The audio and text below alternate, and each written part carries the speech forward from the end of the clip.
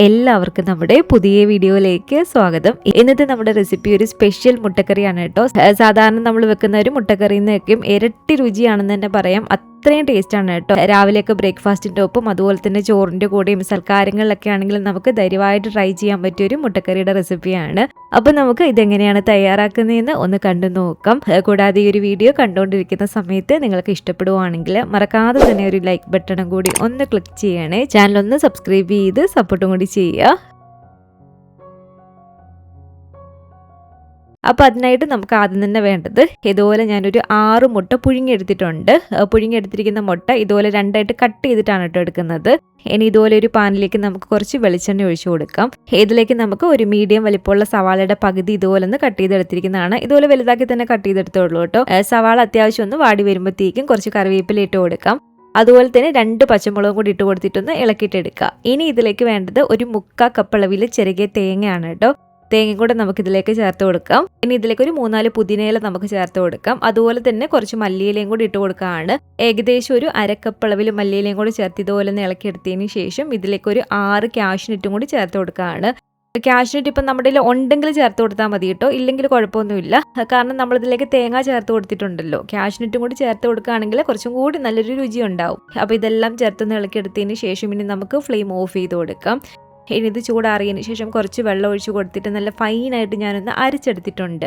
ഇത് നമുക്കൊന്ന് മാറ്റി വെക്കാം. ഇനി ഇതുപോലെ ഒരു പാനിലേക്ക് നമുക്കൊരു 2 ടേബിൾ സ്പൂൺ അളവിൽ വെളിച്ചെണ്ണ ഒഴിച്ചു കൊടുക്കാം. ഓയിലൊന്ന് ചൂടായിട്ട് വരുന്ന സമയത്ത് 1 ടീസ്പൂൺ അളവിൽ കടുക് ഇട്ട് കൊടുക്കുക. കടുക് ഒന്ന് പൊട്ടി വരുമ്പോഴത്തേക്കും 1/2 ടീസ്പൂൺ അളവിൽ പെരിഞ്ജീരകവും 1/2 ടീസ്പൂൺ അളവിൽ ചെറിയ ജീരകവും കൂടി ചേർത്ത് കൊടുക്കുന്നുണ്ട്. ഇതൊരു 2 ഏലക്കയാണ്.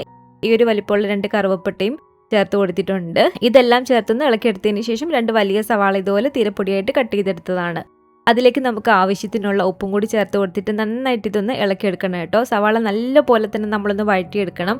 സവാള നല്ലൊരു ഗോൾഡൻ കളറിൽ നമ്മൾ വഴറ്റിയെടുക്കുന്നതിനനുസരിച്ചിരിക്കും നമ്മുടെ ഒരു കറിയുടെ ഒരു ടേസ്റ്റും. അപ്പോൾ ഇതുണ്ടല്ലോ, ഇതുപോലെ നന്നായിട്ട് തന്നെ ഞാൻ സവാളയൊന്ന് വഴറ്റിയെടുത്തിട്ടുണ്ട്. ഈ ഒരു പരുവത്തിന് സവാള വഴറ്റിയെടുക്കണം കേട്ടോ. സവാള ഈ ഒരു പരുവായിട്ട് വരുമ്പോഴത്തേക്കും 1 ടേബിൾ സ്പൂൺ അളവിൽ ഇഞ്ചി വെളുത്തുള്ളി പേസ്റ്റ് ചേർത്ത് കൊടുക്കാം. എന്നിട്ട് നന്നായിട്ട് വീണ്ടും ഒന്ന് ഇളക്കിയിട്ടെടുക്കുക. ഇനി ഇതിലേക്ക് നമുക്ക് ഒരു മീഡിയം വലിപ്പമുള്ള തക്കാളി ഇതുപോലെ കട്ട് ചെയ്തതാണ്. തക്കാളിയും കൂടി ചേർത്തിട്ട് ഇതുപോലെ നന്നായിട്ടൊന്ന് ഇളക്കിയിട്ടെടുക്കുക. 2 പച്ചമുളകും കൂടി ചേർത്ത് കൊടുത്തിട്ടുണ്ട്. അതും ചേർത്ത് കൊടുത്ത് നന്നായിട്ട് ഇതുപോലെ ഒന്ന് ഇളക്കിയെടുത്തതിന് ശേഷം ഇനി നമ്മൾ തീ ഒന്ന് കുറച്ച് വെച്ച് കൊടുക്കുക. എന്നിട്ട് ഇതുപോലെ മൂടി വെച്ച് അടച്ചു വെച്ച് കൊടുത്തിട്ട് ഒരു 4-5 മിനിറ്റോളം ഒന്ന് കുക്ക് ചെയ്തിട്ട് എടുക്കുക കേട്ടോ. ആ ഒരു തക്കാളി പെട്ടെന്ന് വെന്ത് കിട്ടാൻ വേണ്ടിയിട്ട് ഇതുപോലെ ഒന്ന് അടച്ചു വെച്ച് കൊടുത്തിട്ടുണ്ട്. ഒരു 3-4 മിനിറ്റിന് ശേഷം വീണ്ടും തുറന്നിട്ട് നല്ല പോലെ തന്നെ ഒന്ന് ഇളക്കിയിട്ട് എടുക്കുക. അപ്പോൾ തക്കാളിയൊക്കെ നന്നായിട്ട് ഇതുപോലെ വെന്ത് കിട്ടിയിട്ടുണ്ട് കേട്ടോ. ഈ ഒരു സമയത്ത് നമുക്കിതിലേക്ക് ഒരു 3 ടീസ്പൂൺ അളവിൽ മല്ലിപ്പൊടിയാണ് കേട്ടോ ചേർത്ത് കൊടുക്കേണ്ടത്.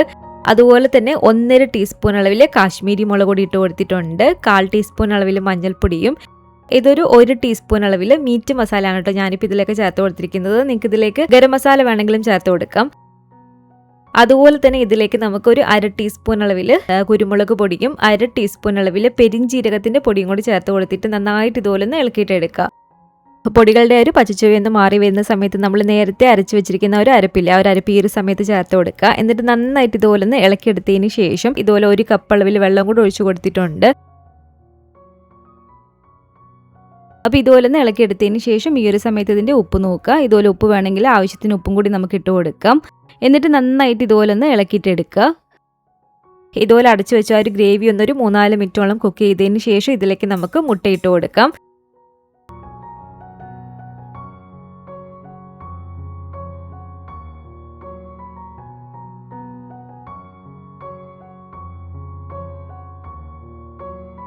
മുട്ട ഇതുപോലെ നമ്മളൊന്ന് ഇട്ട് കൊടുത്തതിന് ശേഷം ആ ഒരു ഗ്രേവി ഒരു മുട്ടയുടെ മുകളിലേക്ക് ഇതുപോലെ നാക്കി കൊടുക്കുക.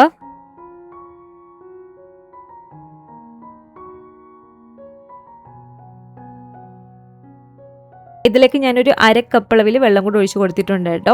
മുട്ടയെല്ലാം തന്നെ ഇട്ട് കൊടുത്തതിന് ശേഷം ഇനി വീണ്ടും അടച്ചു വെച്ച് കൊടുത്തിട്ട് ഒരു 5 മിനിറ്റ് നമ്മളിത് കുക്ക് ചെയ്തിട്ട് എടുക്കേണ്ടതാണ്. അപ്പോഴത്തേക്കും ആ ഒരു ഓയിലൊക്കെ തെളിഞ്ഞ് കറി നല്ല അടിപൊളിയായിട്ട് തന്നെ നമുക്ക് റെഡിയാക്കി കിട്ടിയിട്ടുണ്ടായിരിക്കും. ഈ ഒരു സമയത്ത് ഇതുപോലെ തുറന്ന് കൊടുത്ത് കുറച്ച് മല്ലിയിലയും കൂടെ നമുക്ക് ഇട്ട് കൊടുക്കാം. ഇത് കണ്ടില്ല, നല്ല അടിപൊളി ടേസ്റ്റി ആയിട്ടുള്ള നമ്മുടെ ഈ ഒരു എഗ്ഗ് കറി ഇവിടെ റെഡി ആയിട്ടുണ്ട്.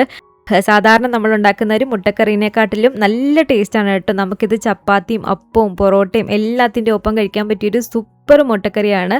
എന്തെങ്കിലും വിശേഷപ്പെട്ട ദിവസങ്ങളൊക്കെ നമുക്കൊരു സ്പെഷ്യൽ ടേസ്റ്റിൽ ഒരു മുട്ടക്കറിയൊക്കെ റെഡിയാക്കണം എന്നുണ്ടെങ്കിൽ നിങ്ങൾക്ക് ധൈര്യമായിട്ട് ട്രൈ ചെയ്ത് നോക്കാൻ പറ്റിയൊരു ഐറ്റം ആണ് കേട്ടോ ഇത്. അപ്പോൾ ഇതുപോലെ നിങ്ങൾ ട്രൈ ചെയ്ത് നോക്കിയിട്ടില്ലെങ്കിൽ തീർച്ചയായിട്ടും ഒന്ന് ഉണ്ടാക്കി നോക്കുക.